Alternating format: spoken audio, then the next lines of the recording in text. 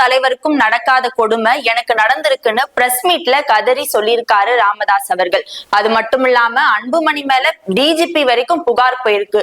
அதுக்கான காரணம் என்ன, எதுக்காக டிஜிபி கிட்ட புகார் போயிருக்கு அன்புமணி அவர்கள் மேல அப்படின்றத இந்த பதிவுல தெளிவாக பார்க்கலாம். Welcome to the KTV. இது உங்கள் மதுவின் அரசியல் பார்வை.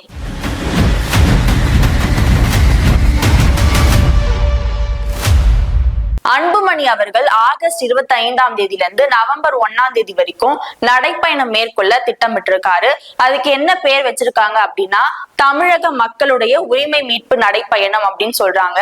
அந்த நடைப்பயணத்தின் போது மக்களுடைய 10 வகையான விஷயங்களை சொல்லியிருக்காங்க. என்னன்னா விவசாயம், மக்களுடைய சமூக நீதி, வேலை வாய்ப்பு அப்படின்னு ஒரு 10 வகையான உரிமைகளை முன்னிறுத்தி இந்த நடைப்பயணத்தை மேற்கொள்ள இருக்காரு அன்புமணி அவர்கள். இதுதான் ராமதாஸ் அவர்களுக்கு சுத்தமா பிடிக்கல அப்படின்னு சொல்லப்படுது.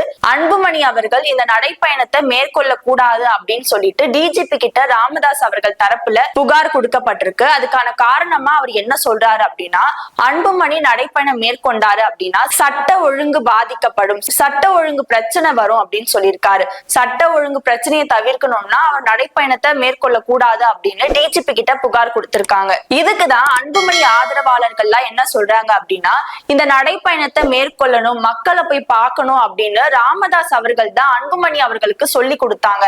அவர் மூலமா தான் அவர் மக்களை எல்லாம் சந்திச்சு பேசினாரு.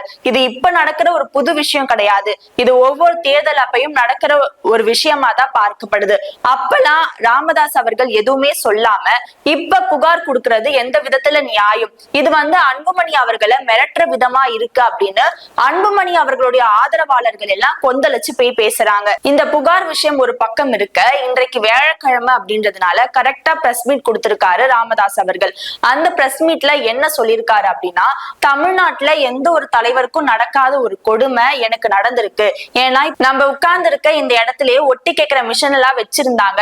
இது எந்த ஒரு தலைவருக்கும் நடந்திருக்காது, அப்படி ஒரு அசிங்கமான ஒரு வேலையை செஞ்சிருக்காங்க அப்படின்னு ரொம்ப மனக்குமரலோட சொல்லியிருக்காரு.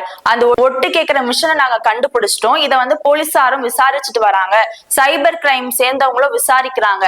ஆனா இது யார் பண்ணிருப்பாங்க அப்படின்னு எனக்கு நல்லாவே தெரியும். இந்த மிஷினை 10 நாளைக்கு ஒரு தடவை சார்ஜ் போட்டாகணும். அப்பனா இங்க இருக்கிறவங்க தான் யாராவது பண்ணிருப்பாங்க அப்படின்னு செய்தியாளர்கள் கேட்ட கேள்விக்கு இது யாருன்னு எனக்கு தெரியும், ஆனா இப்ப நான் சொன்னேன்னா அது விசாரணையை பாதிக்கும், அடுத்த வியாழக்கிழமைக்குள்ள இது யாருன்னு தெரிஞ்சிடும் அப்படின்னு சொல்லியிருக்காரு. அடுத்த வியாழக்கிழமை மறுபடியும் அவரே சொல்வாரு இது யார் வச்சது அப்படின்ற தகவலை. இந்த ஒட்டு கேட்கிற மிஷின் தான் எந்த ஒரு தலைவருக்கும் நடக்காதது எனக்கு நடந்திருக்கு அப்படின்னு ரொம்ப மனக்குமரல பதிவு செஞ்சிருக்காரு. அது மட்டும் இல்லாம மே 30ல இருந்து நான் தான் கட்சி தலைவர் நிறுவனரா இருக்கேன், என்னோட அனுமதி இல்லாம அன்புமணி அவர்கள் என்ன பண்ணாலும் அது தப்புதான், ஏன் அனுமதி இல்லாம கட்சி பெயரையும் கட்சி கொடியையும் என்னோட பெயரையும் பயன்படுத்த கூடாது அப்படின்னு மறுபடியும் உறுதியா சொல்லியிருக்காரு ராமதாஸ் அவர்கள். செய்தியாளர்கள் ஒரு கேள்வி கேட்கிறாங்க. அது என்னன்னா, 2026ல ராமதாஸ் அவர்கள் தலைமையில ஒரு அணியும் அன்புமணி அவர்கள் தலைமையில ஒரு அணி வருமா அப்படின்னு கேட்டதுக்கு ரொம்ப கடுமையாவே பேசியிருக்காரு. நான் தான் கட்சி நிறுவனர் தலைவர்னு சொல்ற இது என்ன கேள்வி அப்படின்னு சொல்லிட்டு அந்த செய்தியாளரை பார்த்து கடுமையா பேசிட்டாரு. 2026 தேர்தலில் தங்கள் தலைமையில ஒரு அணியும் அன்புமணி தலைமையில ஒரு அணியும் தேர்தலில் போட்டியிடும் அப்படின்னு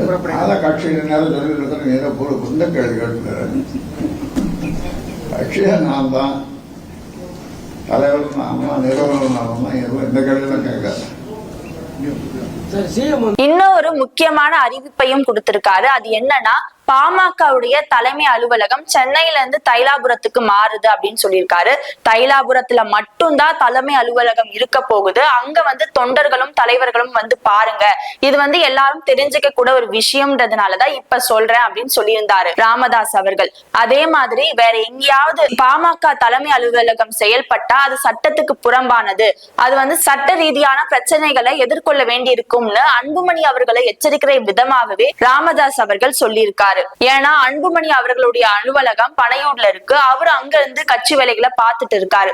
அதனால இப்ப ராமதாஸ் அவர்கள் தைலாபுரத்துல மட்டும்தான் அலுவலகம் இருக்கு, வேற எங்கேயுமே அலுவலகம் இல்ல அப்படின்றத உறுதியா சொல்லியிருக்காரு. அது மீறி செயல்பட்டா சட்ட ரீதியான பிரச்சனைகளையும் எதிர்கொள்ள வேண்டி இருக்கும்னு சொல்லியிருக்காரு. ராமதாஸ் அவர்கள் வியாழக்கிழமை நிறைய கண்டிஷன்ஸை போட்டுட்டு இருக்காரு அன்புமணி மேல.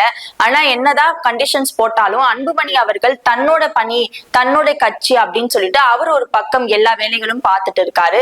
இந்த சமயத்துல அன்புமணி ஆதரவாளர்கள் எல்லாரையுமே நீக்கிட்டு ராமதாஸ் அவர்களுடைய ஆதரவாளர்களை மட்டும் கட்சியில வச்சுட்டு அவங்கள மட்டும் தேர்தல் ஆணையத்துல பதிவு செஞ்சிருக்காரு. அதனால என்ன ஒரு பிரச்சனை வந்தாலும் பாத்துக்கலாம் அப்படின்னு ராமதாஸ் அவர்கள் தரப்புல இருந்து சொல்லப்படுது. பாமகவை சேர்ந்த சில தொண்டர்கள் என்ன சொல்றாங்க அப்படின்னா, இது வெறும் குடும்ப பிரச்சனை, கருத்து வேறுபாடு மட்டும்தான், சீக்கிரமா சரியாயிடும் அப்படின்னு சொல்றாங்க.